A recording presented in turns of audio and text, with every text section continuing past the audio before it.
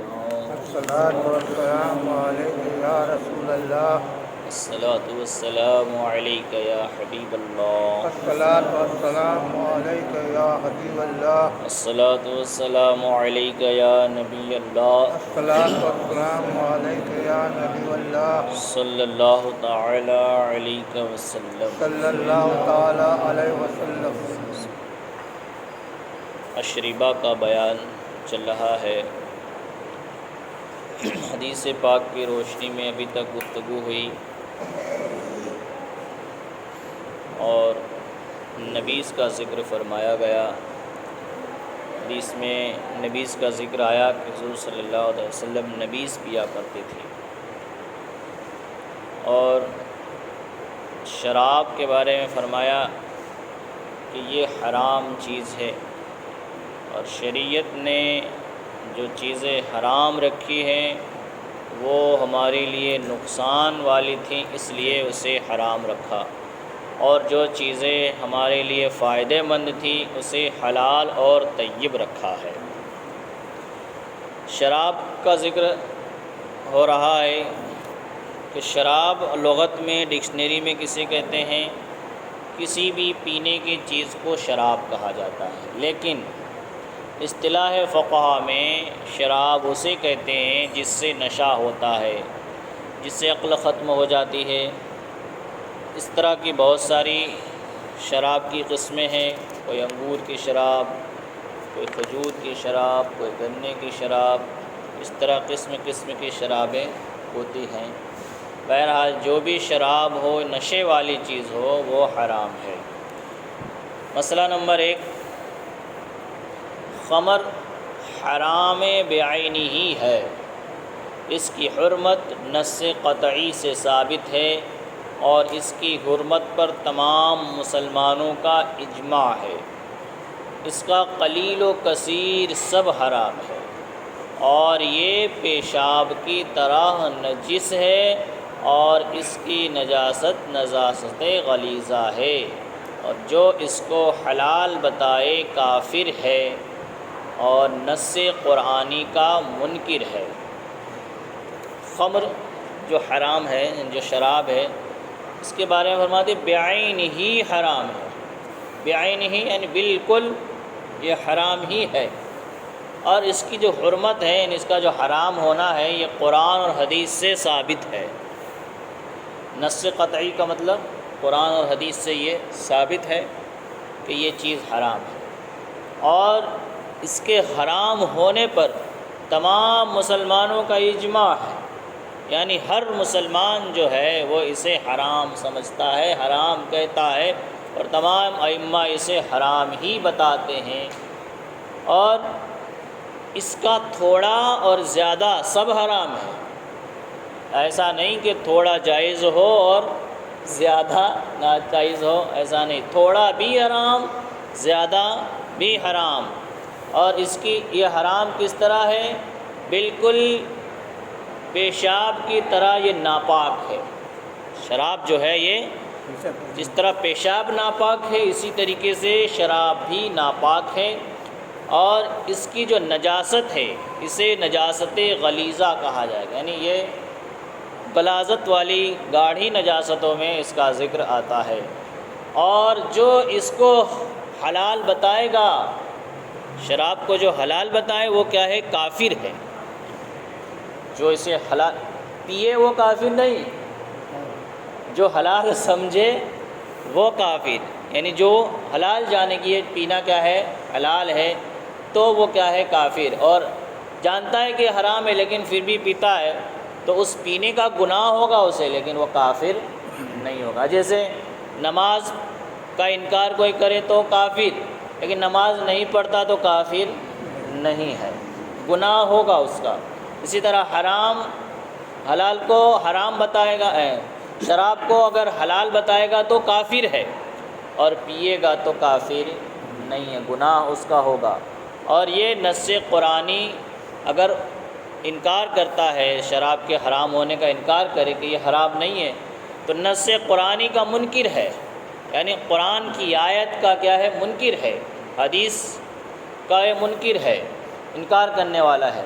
مسلم کے حق میں یہ متقوم نہیں، یعنی اگر کسی نے مسلمان کی یہ شراب تلف کر دی تو اس پر ضمان نہیں اور اس کو خریدنا صحیح نہیں، یہ متقوم نہیں ہے۔ متقوم کا مطلب یہ ہوتا ہے کہ آپ نے کسی کو کوئی چیز دی یا کسی کے پاس کوئی چیز تھی، اسے آپ نے ہلاک کر دی یا برباد کر دی تو اس کا آپ کو ضمان دینا پڑے گا۔ ضمان مطلب اس کا جرمانہ دینا پڑے گا۔ لیکن مسلمان کے پاس شراب ہو اور آپ نے اسے پھینک دی، اس شراب کو برباد کر دیا، تو اس کے برباد کرنے کی وجہ سے آپ پر ضمان نہیں ہے، یہ کیا متقوم نہیں ہے، آپ کو اس کا جرمانہ نہیں دینا پڑے گا۔ اسی طریقے سے شراب کو خریدنا بھی صحیح نہیں ہے اور اس سے کسی قسم کا انتفاع جائز نہیں ہے، شراب سے کسی قسم کا فائدہ جائز نہیں ہے۔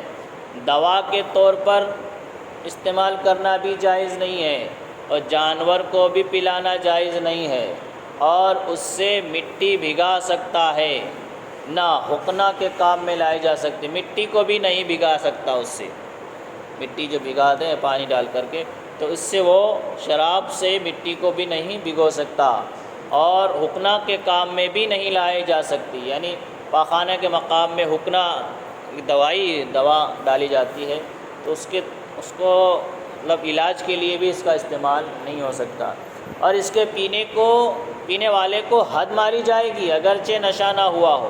جو شخص اس شراب کو پیے گا اسے حد ماری جائے گی، حد ماری جائے گی مطلب اسے کوڑے لگائے جائیں گے۔ اسلامی حکومت ہو یا تو اسلامی حکومت نہیں ہے تو کوڑے نہیں لگائے جاتے، سب بچ جاتے ہیں۔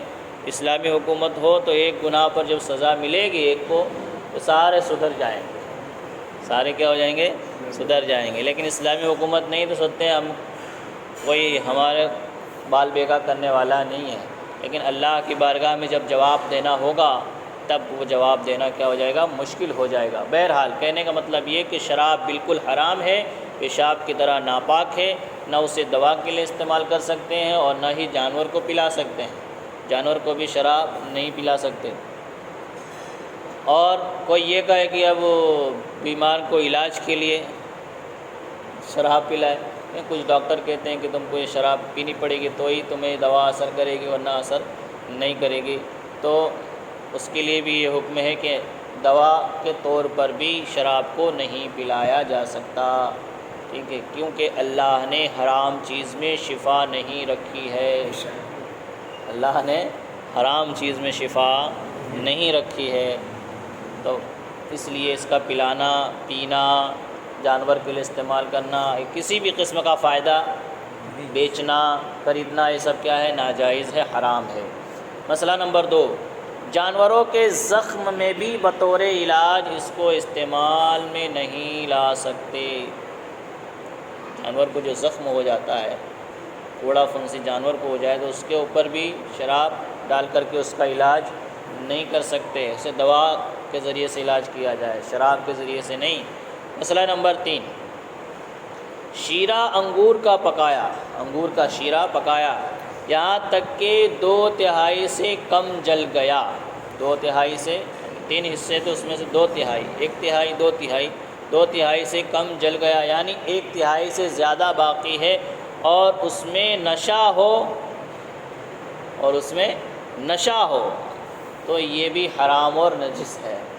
شراب کو پکایا گیا، شیرہ جو ہے اسے اتنا پکایا گیا کہ وہ آدھے سے کم ہی باقی رہا اور اس میں کیا ہو گیا؟ نشہ پیدا ہو گیا۔ جب نشہ پیدا ہو گیا تو پھر وہ حرام ہو گئے، وہ بھلے ہی انگور سے بنے لیکن وہ حرام ہو گئے۔ مسئلہ نمبر 4، رطب یعنی تر کھجور کا پانی اور منقع کو پانی میں بھگایا گیا، جب یہ پانی تیز ہو جائے اور جھاگ پھینکے یہ بھی حرام نجس ہیں۔ رطب کہتے ہیں تر کھجور، یعنی گیلی کھجور جو ہوتی ہے اسے رطب کھجور کہا جاتا ہے، یا منقع کو پانی میں بھگایا، گیلی کھجور کو پانی میں بھگایا، منقع کو پانی میں بھگایا، جب پانی میں بھگایا تھا، جب یہ پانی تیز ہو جائے یعنی اس کے اندر سے بلبلے پھوٹنے لگے، پانی کے اندر سے جھاگ پیدا ہو گئے، سمجھ لے جھاگ پھینکنے لگے، تو سمجھ جائیے کہ اب یہ حرام ہو گیا، یہ ناپاک ہو گیا، اب پینے کے لائق نہیں رہا۔ اس لیے جب منقع یا گیلی کھجور بھگائی گئی اور وہ پانی جھاگ پھینکنے لگ گیا اور تیز ہو گیا تو اب وہ پینا جائز نہیں ہے، وہ حرام ہو گیا، نجس ہو گیا، اب وہ شراب کی شکل اختیار کر گیا ہے، سمجھو کہ وہ شراب بن گیا ہے، اب اس کا استعمال ناجائز ہے۔ مسئلہ نمبر 5، شہد، انجیر، گیہوں، جو وغیرہ کی شرابیں بھی حرام ہے۔ شراب ہے، چاہے جس سے بنائی جائے۔ اب کوئی کہے کہ شہد سے بنائی گئی ہے تو حرام نہیں ہونا چاہیے کہ اللہ نے تو شہد میں شفا رکھی ہے، اس طرح دلیل کوئی کہہ سکتا ہے نا؟ تو کسی سے بھی بناؤ، کوئی بھی نام دو، جب نشہ پیدا ہو جائے تو وہ حرام ہو گئی۔ کیا ہو گئی؟ حرام ہو گئی۔ تو شہد کی شراب بنائے یا انجیر کی یا گیہوں کی یا جو وغیرہ کی شرابیں بھی حرام ہیں۔